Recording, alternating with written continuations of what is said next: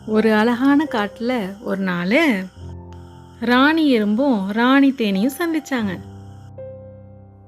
Hi எறும்பு, எப்படி இருக்க?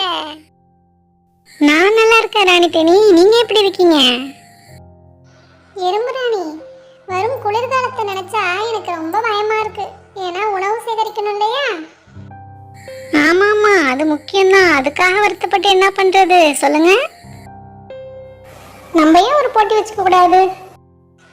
போட்டியா? என்ன போட்டி? வரப்போற குளிர்காலத்துக்கு நீங்களும் உணவு சேமிங்க, நாங்களும் உணவு சேமிக்கிறோம். அதுல யார் வின் பண்றான்னு பார்க்கலாம். Okay, done. எறும்பு கூட்டத்துக்கும் தேனி கூட்டத்துக்கும் போட்டி ஸ்டார்ட் ஆயிடுச்சு. எறும்புகள் ரொம்ப கடுமையாக உழைக்க ஆரம்பிச்சிட்டாங்க. இலைகள், விதைகள், பழங்கள் என எல்லாத்தையும் சேகரிக்க ஆரம்பிச்சிட்டாங்க. ஆகட்டும் ஆகட்டும், சீக்கிரம். இன்னொரு பக்கம் தேனீக்கள் தேன் எடுக்கிறதுல ஆர்வமாக இருக்காங்க.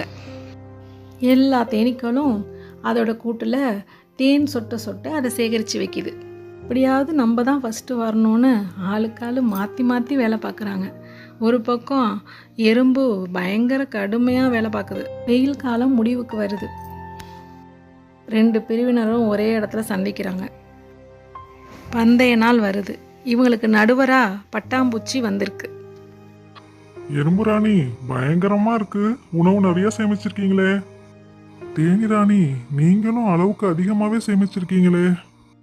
உங்க 2 பேர் உணவையும் ஒப்பிடும்போது ரெண்டுமே சரிசமமா இருக்கு. அதனால போட்டிய டைல விடுறேன். அனைவருமே வெற்றியாளர்கள் தான் அப்படின்னு பட்டாம்பூச்சி அறிவிச்சாரு. இந்த கதையிலேருந்து என்ன தெரியுதுன்னா, எல்லாரும் ஒற்றுமையாக செயல்பட்டால் எதையும் சாதிக்கலாம் அப்படிங்கிறது தான் தோணுது.